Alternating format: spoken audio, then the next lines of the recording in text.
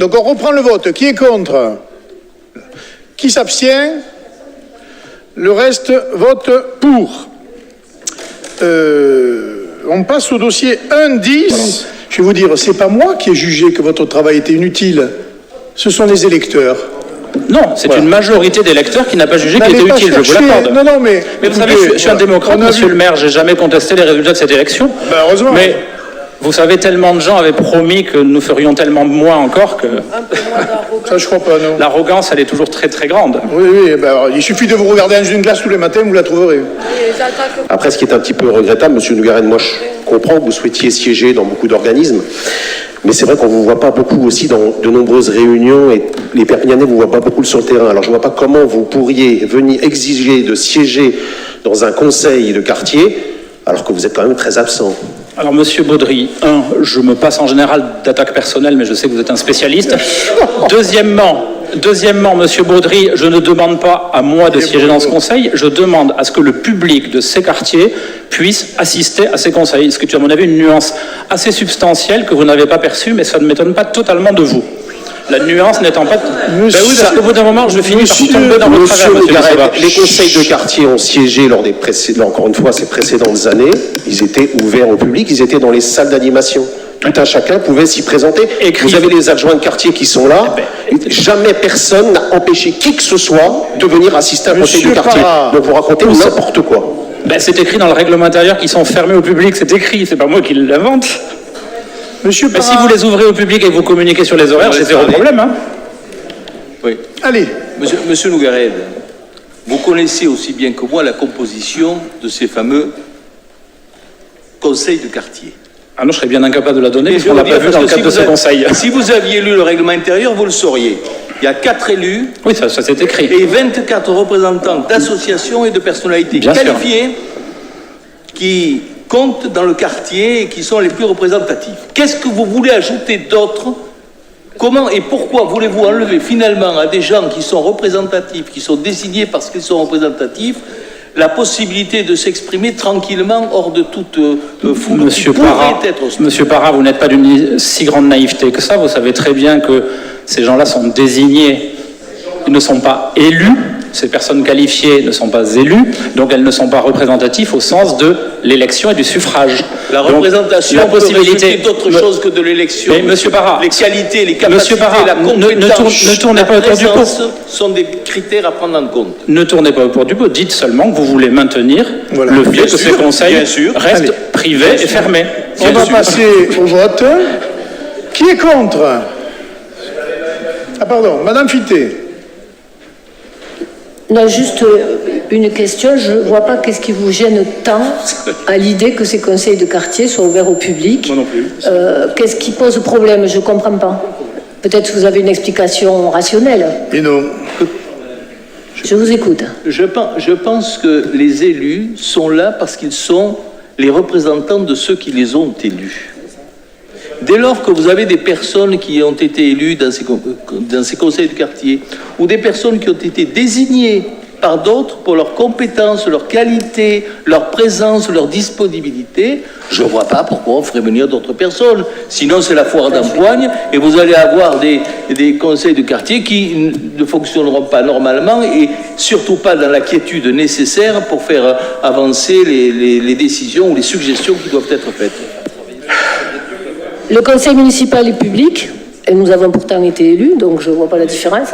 Et en plus de ça, la concertation et la vie citoyenne dans les quartiers, qui devrait être le propre d'un conseil de quartier, la faire vivre, c'est justement associer le maximum avec des règles établies, peut-être et certainement, pour que ça se passe du mieux possible. Mais bon, voilà. Mais je sais que la démocratie citoyenne, c'est pas votre fort, hein, ça, c'est pas nouveau. Hein. Ça fait 6 ans qu'on évoque, parce que... Alors, si on reprend l'année dernière, on avait droit à tambour, trompette, conférences de presse, et tout un toin, parce que vous aviez baissé les dépenses de fonctionnement d'1,5 million. Et d'ailleurs, je vous en avais félicité dans cette enceinte.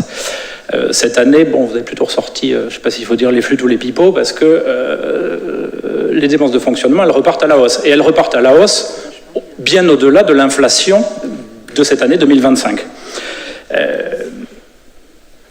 Et vous avez raison de dire que l'autofinancement est remonté à un bon niveau, je ne vais pas vous dire le contraire, mais l'autofinancement, il est remonté à un bon niveau. Pourquoi? Parce qu'il y a beaucoup de dépenses. Et vous l'avez dit de manière élégante, mais moi je vais le traduire pour les RP Biennannés. Vous avez dit les recettes progressent plus vite que les dépenses. Ça veut dire quoi quand on parle de comptabilité publique, d'une administration, d'une collectivité? Ça veut dire qu'il y a plus d'impôts et plus de dépenses. Ah non, je vous ai expliqué que les impôts... Monsieur Dussoba, je vous ai expliqué... Non. Et je crois que tous les Perpignanais peuvent le vérifier sur leur fiche d'imposition, ils l'ont déjà tous fait.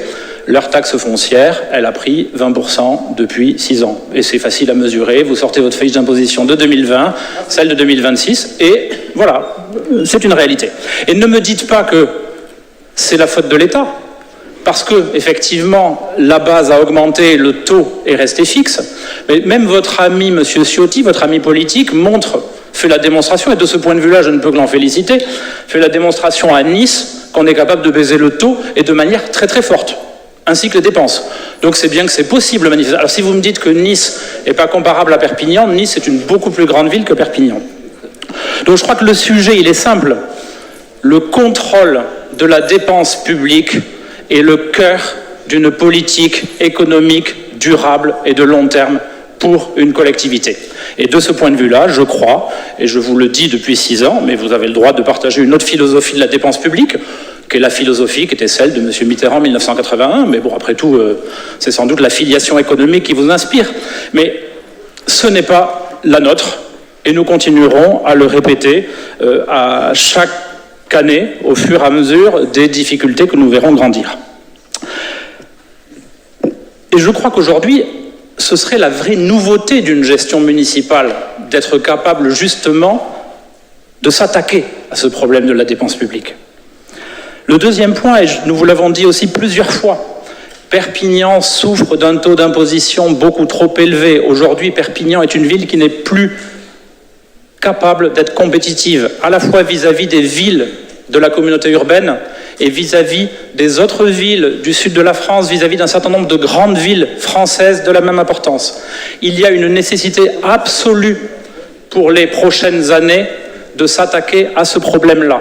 Tant que les impôts à Perpignan seront au niveau auquel ils sont, cette ville ne pourra pas retrouver son attractivité. Et ce n'est pas moi qui le dis. Il suffit de regarder malheureusement l'évolution de la population perpignanaise sur les 30 dernières années. Et quand vous comparez l'évolution de cette population perpignanaise à celle de l'aire urbaine perpignanaise, vous voyez bien qu'il y a un décrochage de la ville de Perpignan. Donc nous aurions aimé là aussi que vous soyez innovants. Et nous regrettons que vous ne le soyez pas.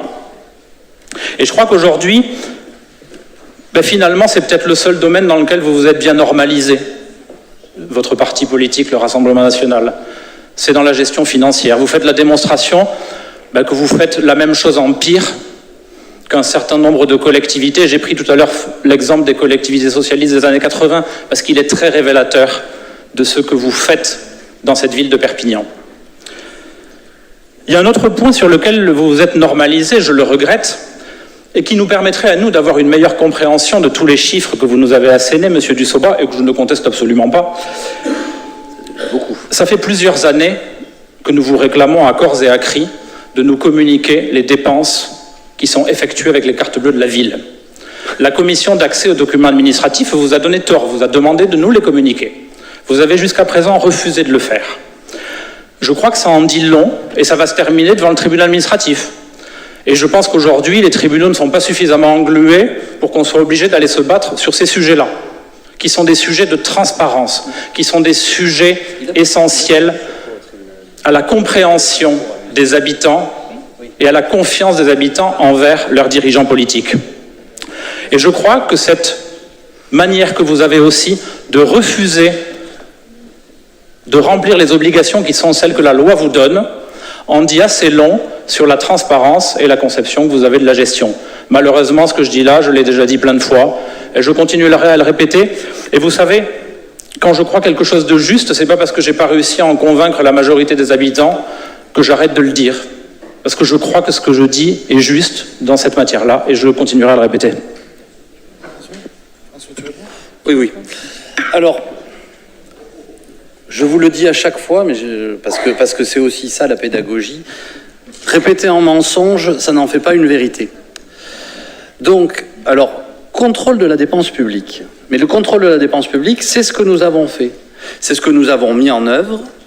Et contrairement à ce que vous dites, les impôts n'ont pas augmenté. Nous n'avons jamais augmenté les taux d'imposition. L'année dernière, les bases ont été revalorisées de 1,7% par l'État. Et, comme je vous l'ai dit, l'augmentation... Mais le problème, c'est que vous n'écoutez jamais ce que l'on vous dit. En fait, vous n'écoutez que vous-même. Vous faites de longues interventions. Et ce qui est assez amusant, d'ailleurs, monsieur de Noguered, c'est qu'en 6 ans, on n'a jamais réussi à vous dire quelque chose que vous soyez capable d'entendre. Jamais en 6 ans, vous ne nous avez dit « Ah oui, vous avez peut-être raison ».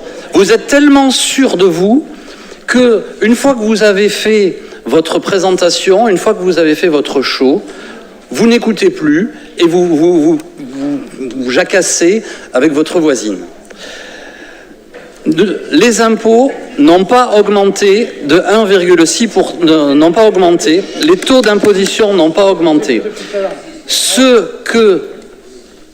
qui a augmenté, mais je l'ai dit, mais comme vous n'écoutez pas, vous ne l'avez pas entendu, ce qui a augmenté, ce sont les participations de l'État, en particulier la DSU. C'est vrai que nous avons été chercher, en fonctionnement et en investissement, nous avons été chercher de nouveaux moyens. Nous n'avons pas augmenté les impôts, nous avons été chercher de nouveaux moyens. Voilà, alors après, vous, effectivement, vous redites chaque fois la même chose, mais bon... Sur le fond, moi je m'interroge quand même. Donc, si j'ai bien compris, la gauche est perturbée parce qu'on va demander, pas une obligation, une incitation, à des associations qui touchent de l'argent public de bien vouloir venir honorer les morts pour la France le 8 mai, le 11 novembre et aux autres fêtes patriotiques.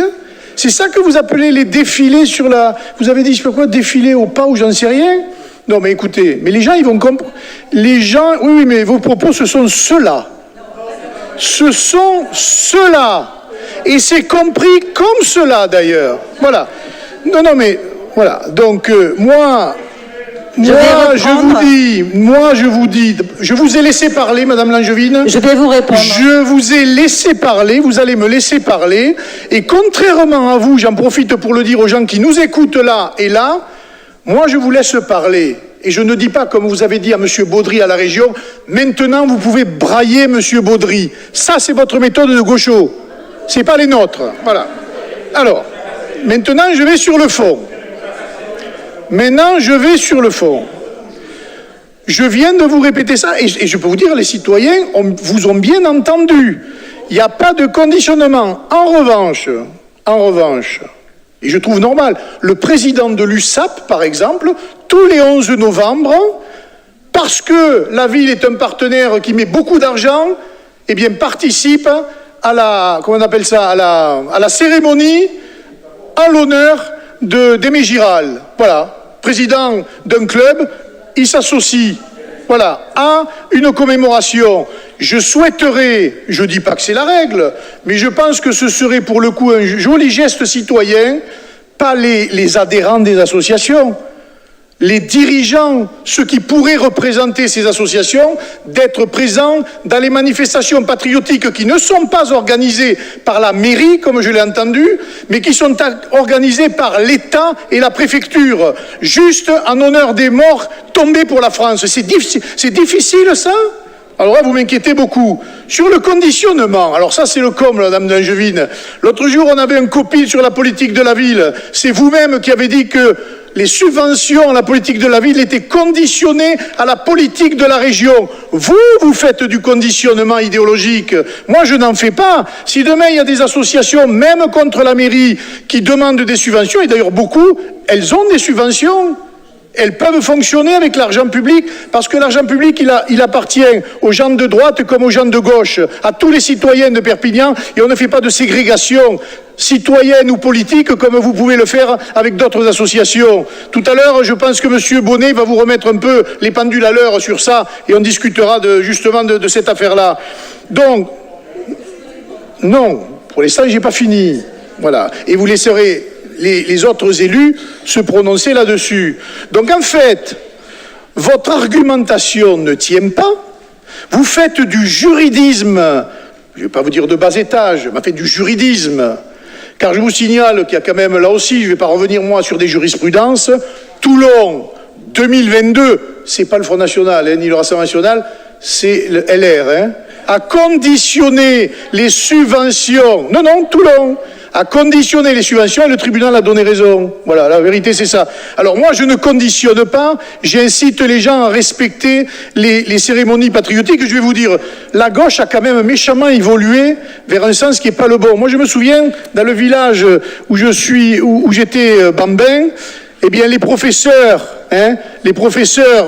qui étaient plutôt socialistes et du Parti socialiste, etc., nous amenaient à chaque fête patriotique devant le monument aux morts, honorer les morts. Ça posait de problème à personne. Tous les présidents d'associations étaient là. Tous ceux qui avaient un rôle dans la cité étaient là. Et vous allez vous battre aujourd'hui pour faire croire aux gens qu'on veut conditionner l'octroi de subventions parce qu'ils n'iraient pas aux cérémonies patriotiques, mais on est un pays de liberté, on fait ce qu'on veut. Mais je remarque que la gauche aujourd'hui, eh bien, elle est pire que l'extrême gauche. Et ça ne m'étonne pas, vous vous rejoignez. Voilà. Ce que nous contestons, c'est la fameuse obligation. Alors, ne parlez pas d'incitation, puisque M. Blanc l'a dit, si les gens ne vont pas à ces cérémonies, il faut qu'ils fournissent un motif d'absence, qu'ils aient un certificat médical.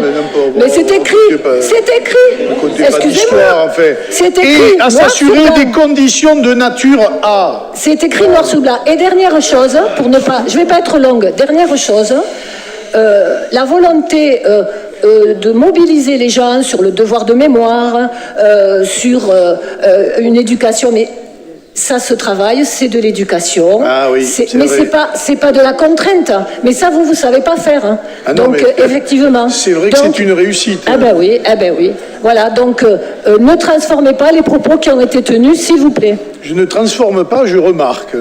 Voilà. Hier, et vous avez lu, ou vos services ont lu ma communication, j'ai dit mon attachement aux cérémonies. Et je mets quiconque au défi de pointer mon absence aux différentes cérémonies.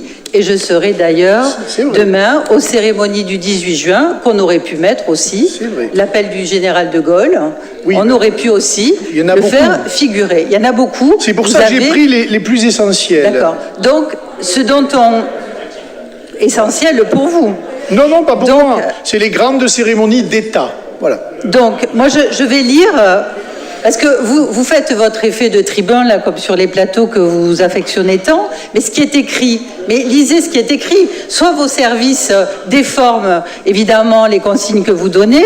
Donc, il était indiqué donc, que, là, j'ai la convention de mise à disposition. L'occupant s'engage à participer aux cérémonies donc, du 11 novembre, 8 mai, 14 juillet et 25 septembre, ainsi qu'à toute animation populaire initiée par la ville de Perpignan. Et c'est de ça dont on parle. C'est de ça dont on parle.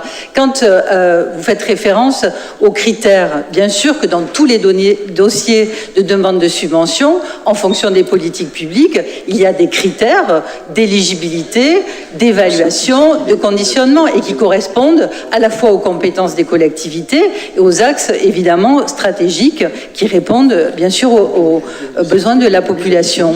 Donc oui, ces critères. Tandis que là, c'est pas un critère d'éligibilité. Vous conditionnez, vous demandez donc les bénéficiaires des mises à disposition ou de subventions de s'engager à participer à des animations populaires que vous organisez. Ça veut dire quoi? Qu'ils doivent venir à tous les événements qui ont été présentés là dans la vidéo du début? C'est quoi? Ça veut dire quoi exactement? Donc vous partez, vous savez pas si c'est une condition, une obligation, une incitation. Non mais vous jouez voilà. sur les mots. Non, on ne joue pas sur les mots, c'est écrit. C'est écrit.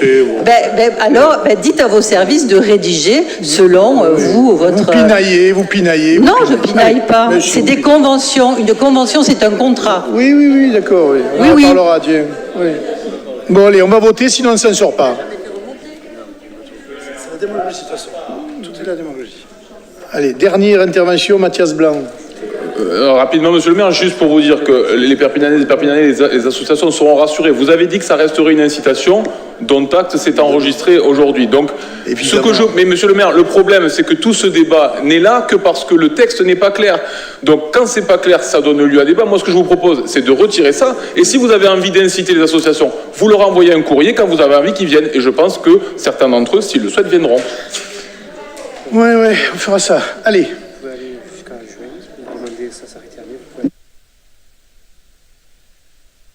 On n'enlève rien, mais on va rajouter le 25 septembre, qui dans un document n'y était pas, parce qu'on confond l'attribution de subventions avec la mise à disposition des salles. Et c'est vrai que le texte de l'attribution des subventions, sur ces phrases-là, ils ont oublié une date. Voilà, donc on va rajouter le 25 septembre. Voilà.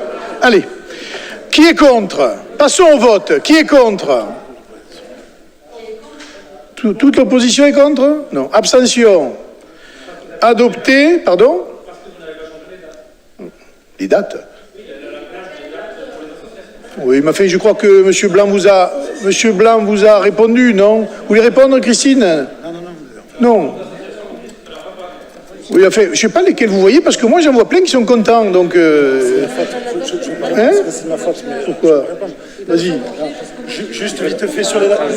Laissez-moi 2 secondes. On repassera au vote, hein? Laissez-moi 2 secondes, je vais vous... Attendez, c'est M. Ponce qui a géré ce dossier avant, qui va vous expliquer. Vous mettez le micro, s'il vous plaît. Voilà, vite fait, excusez-moi, je suis sincèrement désolé. L'ancien règlement, c'est moi qui l'ai fait avec l'aval de M. le maire, qui m'avait donné l'autorisation, c'est moi qui l'avais mis en place avec des dates très contraignantes, parce qu'on avait des soucis pour budgétiser. Et donc, effectivement, le règlement que j'avais soumis à M. le maire était beaucoup trop dur. Tous les retours qu'on a des associations sont... Mais je vous le dis honnêtement, parce qu'on aurait gardé le même règlement qu'il y a 6 ans de ça, mais on revient aux mêmes dates qu'avant. Hein. Donc, voilà, c'est le nouveau règlement qu'on a mis en place il y a 3 ans de ça. C'est de ma faute, hein, c'est tout. Monsieur Ponce, un point. Toutes les associations qui clôturent au 31 décembre, notamment les plus grosses, doivent fournir dans ce document le rapport de leur commissaire aux comptes. Ce rapport, il doit être émis au 30 juin. Vous leur dites qu'ils... Oui, mais vous savez comment fonctionne un commissaire aux comptes. La plupart des commissaires aux comptes rendent le rapport au dernier moment, parce qu'ils ont tous les rapports à faire ensemble. Ce qui fait que vous pénalisez ces grosses associations, mais vous ne pouvez pas nous croire. Allez, mais je vous le dis. Alors, sur le calendrier, les modalités de dépôt... Donc on va mettre un mois de plus, hein, puisque c'est du 1er novembre N-1 au 30 juin. Voilà, allez. Ça, tout le monde est content et on n'en parle plus.